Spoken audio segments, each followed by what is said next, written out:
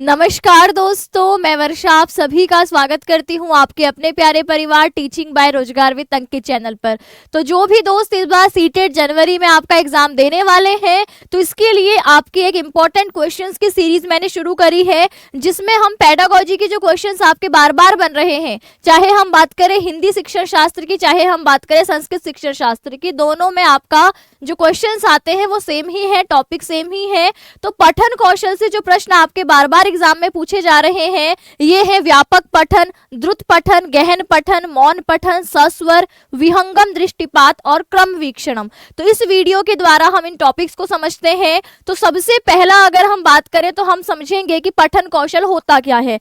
पठन कौशल आपके भाषा का तृतीय कौशल है। और पठन कौशल का अर्थ क्या होता है? किसी लिखी हुई सामग्री को पढ़ते हुए अर्थ ग्रहण करने की प्रक्रिया को पठन अथवा वाचन के नाम से भी आता है। तो यहाँ पर मेन जो काम है, पठन कौशल आपके इनपुट से जुड़ा होता है। और पठन कौशल का मतलब सिर्फ ये नहीं है कि हमने लिखे हुए अक्षरों को पढ़ा है, इसका सबसे जो इंपॉर्टेंट चीज है वो है अर्थ को ग्रहण करना। ठीक है, आपके दिमाग में उसका अर्थ बनना चाहिए। जैसे संस्कृत पढ़ तो आप लोग सकते हैं, लेकिन क्या उसको पढ़ने के बाद आपके दिमाग में उसका अर्थ बनता है? अगर अर्थ बन रहा है तो यानी आप में पठन कौशल है। तो पठन कौशल आपकी कैसी स्किल है जिसमें आप अर्थ ग्रहण करते हैं। अगर यहाँ से प्रश्न कहाँ से पूछे जाएंगे तो आपका पठन कौशल के दो प्रकार होंगे, एक होगा सस्वर पठन, एक है मौन पठन। तो अगर सस्वर पूछा जा रहा है तो सस्वर पठन का अर्थ है आपका जब हम ध्वनियों के द्वारा कोई चीज बोल रहे हैं। जैसे मैं आपको ये पढ़ के बता रही हूं, है ना, स्वर सहित पढ़ते हुए अर्थ ग्रहण करना सस्वर वाचन पठन कहलाता है। तो मेरी ध्वनि आपको सुनाई दे रही है, तो इस प्रकार ध्वन्यात्मक रूप से जब हम किसी चीज का उच्चारण कर रहे हैं तो उसको हम सस्वर पठन कहते हैं। यह पठन की आपकी प्रारंभिक अवस्था होती है। ये आपके जो छोटे बच्चे हैं, प्राथमिक स्तर के लिए ये उपयोगी होता है। प्राथमिक स्तर के लिए सस्वर वाचन उपयोगी होता है। सस्वर वाचन के द्वारा भाषा की हम वर्णमाला के लिपिबद्ध वर्णों की पहचान करवाते हैं और उसके बाद शब्दों एवं वाक्यों के शुद्ध उच्चारण का अभ्यास स्वस्वर वाचन से ही करवाया जाता है। क्योंकि बच्चों वो बोल के ही पढ़ाया जा सकता है, तो वहां हम प्राथमिक स्तर पर वर्णमाला से शुरुआत करके उनको शब्दों की पहचान करना, वाक्यों की पहचान करना और इस प्रकार उनमें रीडिंग स्किल का, पठन कौशल का विकास हम आपके सस्वर पाठन के द्वारा करते हैं। अगली हम बात करते हैं मौन वाचन। मौन वाचन आपके उच्च स्तर के जो छात्र होंगे, उच्च स्तर के लिए उपयोगी होता है। ठीक है, मौन यानी कि साइलेंट रीडिंग जिसको हम कहते हैं, यानी लिखित सामग्री को जब आप बिना आवाज किए मन ही मन तन्मयता पूर्वक पढ़कर अर्थ ग्रहण करते हैं, तो अर्थ यहाँ भी आप ग्रहण करेंगे, लेकिन वो कैसा होगा? जो आपने मन ही मन में आपके अर्थ चलेगा। जैसे हम बड़े हो जाते हैं तो हम बोल बोल के नहीं पढ़ते, किसी चीज को मन में पढ़ते हैं, तो इसको हम क्या कहते हैं? साइलेंट रीडिंग या मौन वाचन कहते हैं। मौन पाठन के समय पाठक क्या होता है? एकाग्रचित्त होता है एवं तन्मय होकर पढ़ता है और इससे अर्थ ग्रहण की क्रिया अधिक स्थायी होती है। मौन पठन से क्या होती है? हमारी ऊर्जा भी बचती है ना। तो हमें किसी चीज को गहराई से जानना है, उसकी समझ बनानी है, तो इसके लिए मौन पठन बहुत उपयोगी होता है। और उच्च स्तर पर आपको गहराई से पढ़ाई करनी होती है, पढ़ना होता है, तो इसीलिए इसके लिए मौन वाचन आपका साइलेंट रीडिंग उपयोगी है। और इसी का रूप हमें गहन आपके अध्ययन के लिए प्रेरित करता है। अब हमें समझना है कि ये गहन एक नया शब्द आया है, तो आपके जो मौन वाचन है, जो आपके सस्वर वाचन है, इसका ही सबसे ऊपर का रूप क्या है? गहन अध्ययन, जिसको हम कहते हैं इंटेंसिव रीडिंग। क्या कहते हैं? इसको हम इंटेंसिव रीडिंग भी कहते हैं या गहन पठन भी कहते हैं। यहां से भी कई बार प्रश्न बनेगा, तो गहन पठन क्या होगा?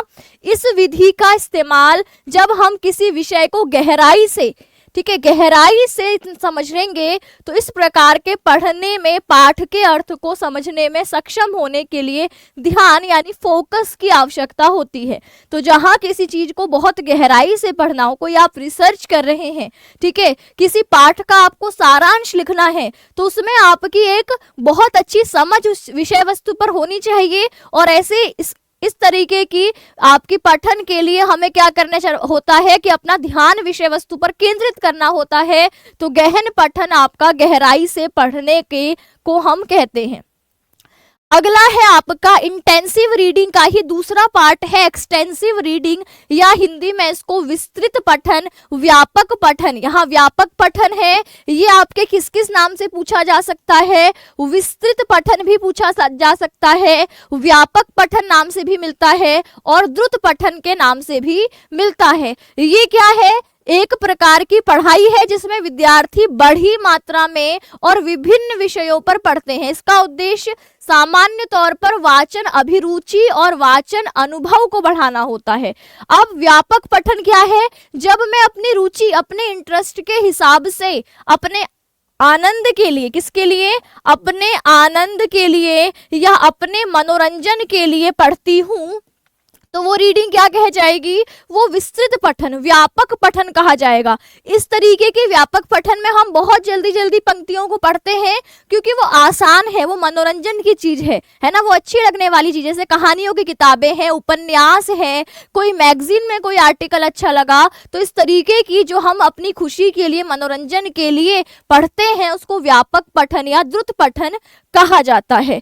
ठीक है, तो व्यापक पठन में छात्र उपन्यास, समाचार पत्र, बच्चों की पत्रिकाएं, कहानियां, व्लॉग, वेबसाइट्स और अन्य साहित्यिक जर्नल पढ़ते हैं, जिसका एकमात्र उद्देश्य क्या है, मनोरंजन और अपनी खुशी के लिए हम इस रीडिंग को करते हैं। इसमें क्या है, इसमें छात्र किसी पर डिपेंड नहीं है, वो स्वतंत्र रूप से अपनी इच्छा अनुसार अपने आपके पठन कौशल को बढ़ा सकता है। इसके द्वारा आप जब पठन करते हैं तो आपके शब्दकोश इससे बढ़ता है, शब्दकोश यानी वोकैबुलरी आपकी बढ़ती है, आपको उस भाषा से संबंधित नए नए शब्द देखने को मिलते हैं और उस शब्द जो है वो धीरे धीरे आपकी डिक्शनरी में जो है शामिल हो जाते हैं। तो इससे क्या होगा, आपके पठन कौशल से आपके शब्दकोश का भी विकास होता है। व्यापक पठन में आपके, अब इसके बाद आपका प्रश्न आता है विहंगम दृष्टिपात, ठीक है, या विहंगम अवलोकन, या विहंगम अवलोकन, ठीक है, विहंगावलोकन, विहंगावलोकन, इस नाम से ये पूछा जाता है। इसको हम कहते हैं स्किमिंग। स्किमिंग क्या है, सरसरी निगाह से मैंने कोई विषय वस्तु पढ़नी है। जैसे मैं कोई किताब खरीदने गई और मैंने क्या करा, उसको खरीदने से पहले उसका इंडेक्स देखा और देखा कि आगे विषय वस्तु कैसी है, सरसरी निगाह से मैंने पूरी बुक का ओवरऑल आइडिया ले लिया कि ये बुक किस तरीके की है, अच्छी है कि नहीं है, ठीक है, मेरे पढ़ने लायक कंटेंट इसमें है कि नहीं है। इस तरीके से किसी चीज को सरसरी निगाह से देख लेने को हम विहंगम दृष्टिपात या स्किमिंग कहते हैं।